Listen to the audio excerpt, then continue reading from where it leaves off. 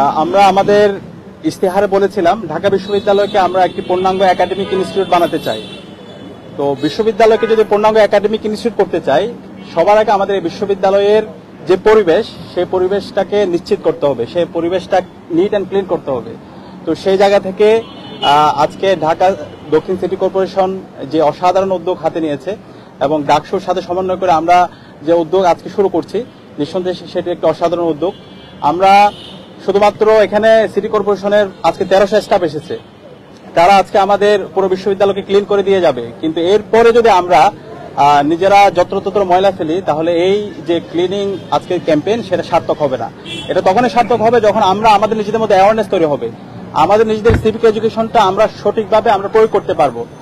ইতিমধ্যে আমাদের সম্মানিত সচিব এবং প্রশাসক বলেছেন, আমরা উন্নত দেশে দেখতে পাই প্রত্যেকটা বিশ্ববিদ্যালয় নিট অ্যান্ড ক্লিন, এবং বিশ্ববিদ্যালয়ে যারা অংশীজনরা আছে, স্টাফ, এরপর শিক্ষার্থী, ছাত্র, তারা বিশ্ববিদ্যালয়কে নিট অ্যান্ড ক্লিন রাখার জন্য তারা সবচেয়ে বেশি দায়িত্বশীল আচরণ করে।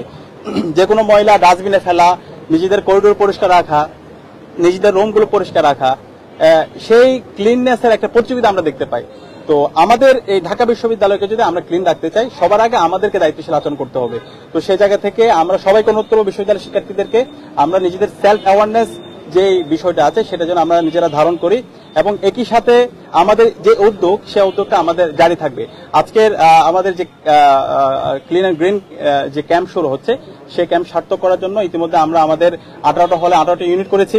এর বাইরে বিশ্ববিদ্যালয়ে আমাদের ফ্যাকাল্টি এবং আমাদের বিভিন্ন যে প্রাঙ্গণগুলো আছে সেগুলো ক্লিন করার জন্য আমাদের অনেকগুলো টিম ভাগ করা হয়েছে। আমরা আশা করছি একদম শেষ পর্যন্ত আমরা সবাই একসাথে কাজ করব, এবং এর মাধ্যমে আমাদের পুরো বিশ্ববিদ্যালয় ক্লিন অ্যান্ড গ্রিন ক্যাম্পাসের মাধ্যমে আমরা সারা বাংলাদেশে চমৎকার একটি বার্তা দেবো।